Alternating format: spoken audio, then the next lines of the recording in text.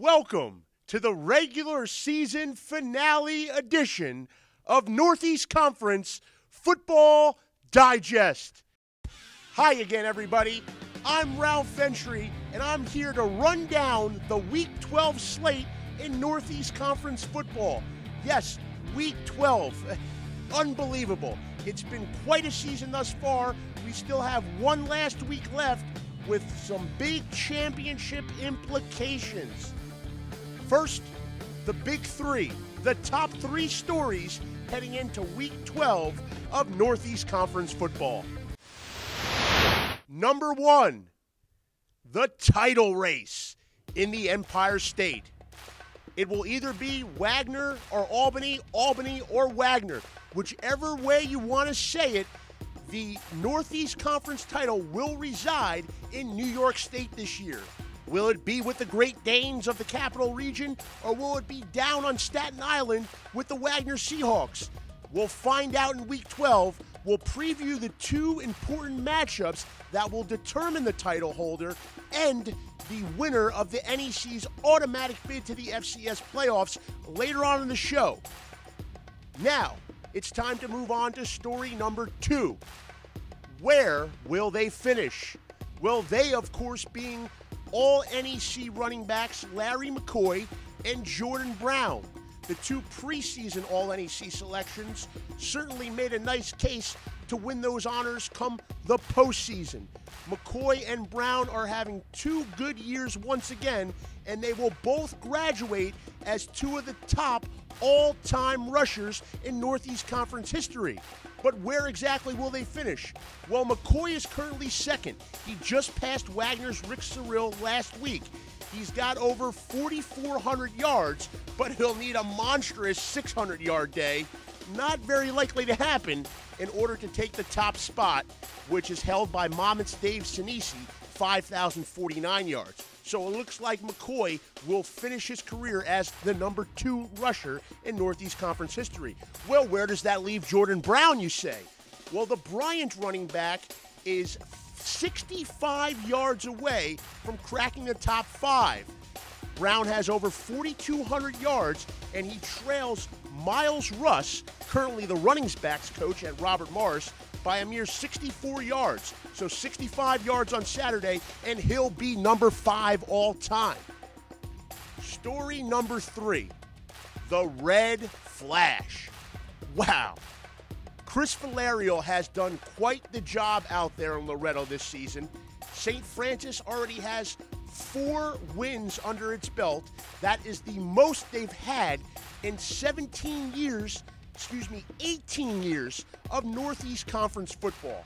4 overall wins, 3 wins in the league. They'll go for a 500 league record this weekend. Can they do it? It would be quite an explanation point for what has been a renaissance out in Loretto for the Red Flash.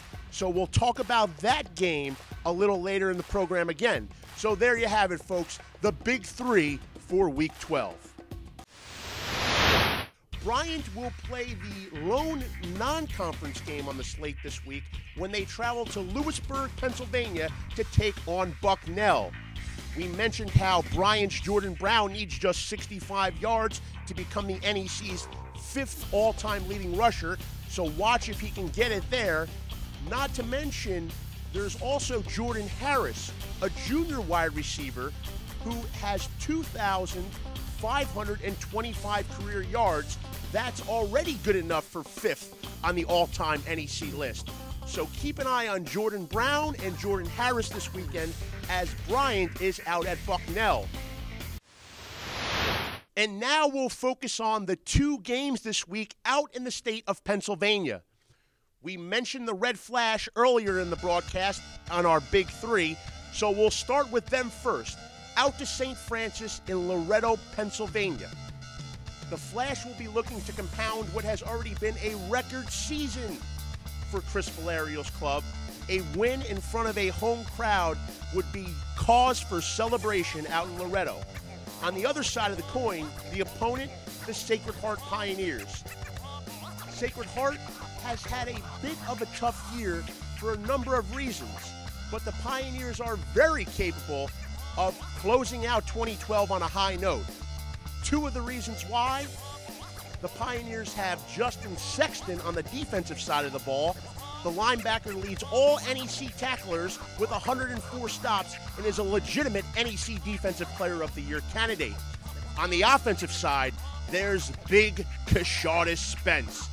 This fellow is as hard to bring down as anyone in the country. Spence has emerged this year for the Pioneers, and he is averaging 5.5 yards per carry. So Sexton and Spence, two guys who will be looking to close 2012 strong heading into next year.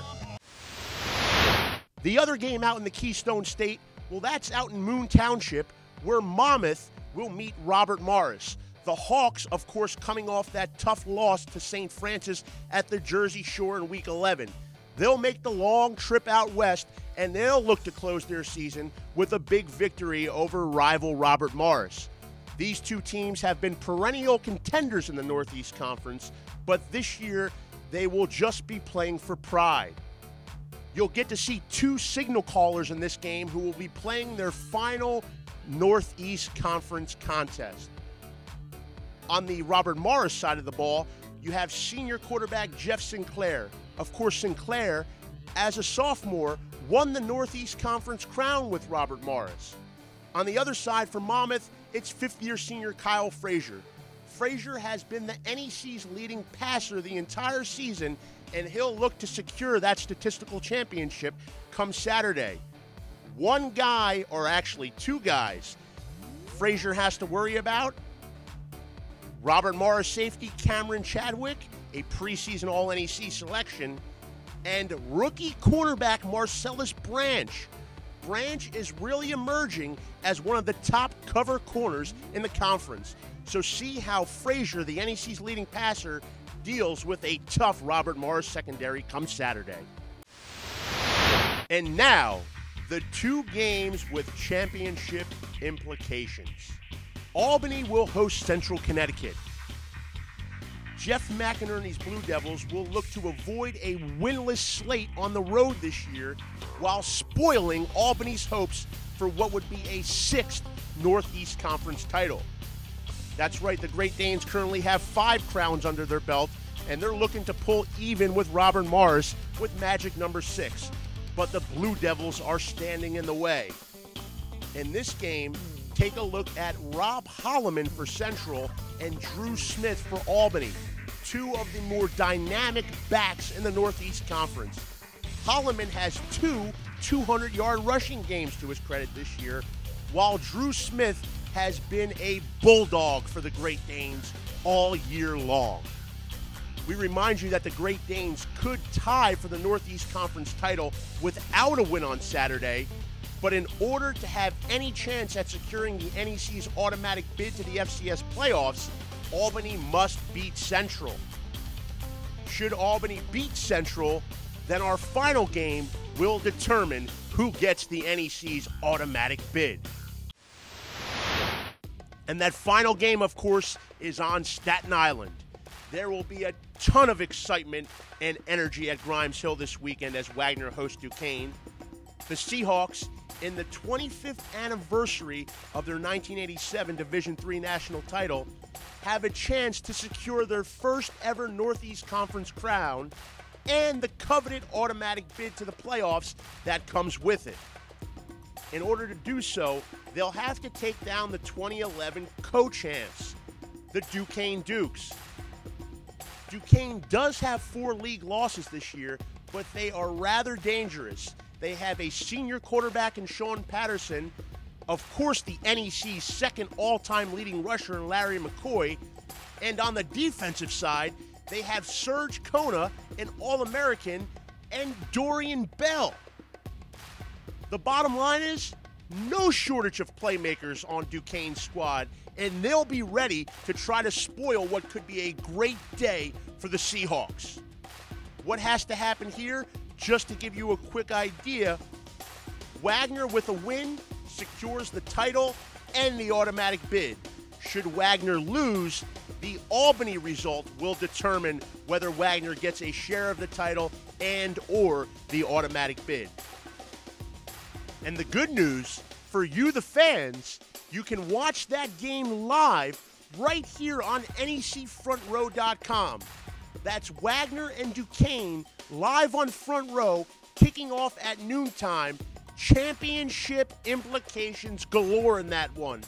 We also remind you, St. Francis and Sacred Heart will also air live, free of charge, on NEC Front Row. So that's Sacred Heart St. Francis and Wagner Duquesne. You can watch it all, free of charge, no login, nothing. Just a click, sit back, and enjoy some NEC football.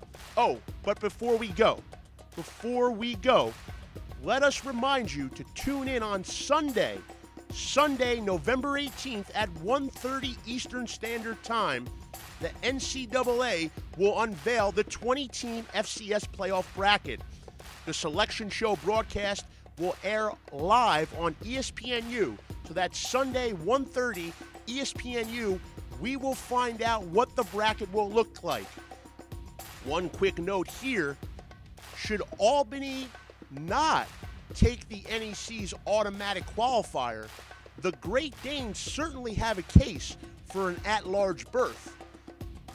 With a win this upcoming Saturday, the Danes would finish 9-2, 2-1 in non-league play, with wins over then nationally ranked Maine and Patriot League winner Colgate. Two great non-league victories for the Danes. Their lone setback, the 7-point loss at Youngstown State.